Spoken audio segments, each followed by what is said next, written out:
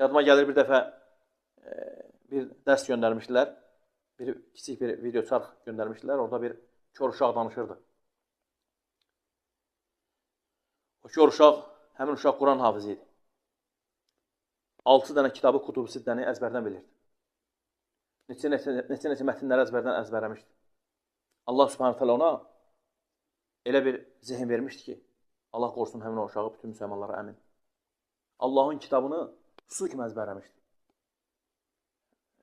Üzr istəyirəm sözümə görə. Ayıb olsun bizə. Vallahi. Gözləri olub Allahın kitabını oxumayana ayıb olsun. Gözləri olub Allahın kitabından təfəkkür etməyənə, tətəbbür etməyənə, əzbərləməyənə vallahi bu müsibət. Özümüzü hesaba çəkək, qardaş. Həmin o qardaşa, həmin o uşağa sual verdilər ki, bir dəqiqəlik gözün açılsaydı, neyniyərdi? Bilirsiniz nə dedi? Mən elə fikirləşirdim ki, deyəcək ki, ata-anamı görmək istəyərdim. Dünya həyatına baxmaq istəyərdim. Işığı görmək istəyərdim, ayı, günəşi görmək istəyərdim. Bəlkə də siz də bunu belə fikirləşəcəksiniz. Bilirsiniz nə dedi o uşaq? Dedi, baxmaq istəyərdim ki, Quran hərfləri nə cür yazılır? Allahu Akbar.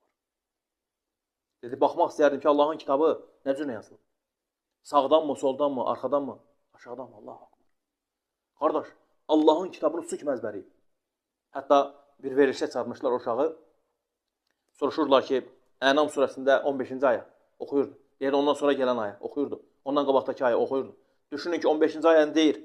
Deyir ki, ondan sonra gələn 16-nı oxuyur. Deyir ki, 14-ü oxuyur, 14-ü oxuyur. Qabağa, arxaya, subhanallah, su kimi əzbərləmiş, adı kimi.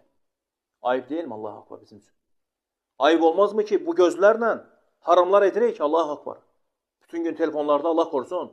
Allah bizi ıslah eləsin, bağışlasın bütün müsəlmanları.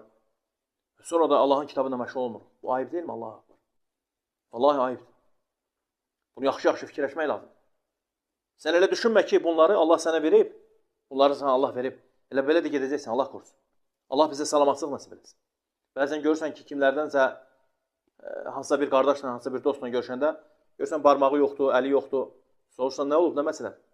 Qaza baş verdi, avariya düşdüm, əlim getdi. Nə bilim, iş yerində filan şey oldu, barmaqlarım getdi. Ehtiyatda olmaq lazım. Gözüm getdi, nə bilim, qulağım getdi. Ehtiyatda olmaq lazım, Allahdan qorxmaq lazım. Allahdan qorxub, Allahın üzərimizdə olan nemətlərinə görə Allaha həmd eləmək lazım.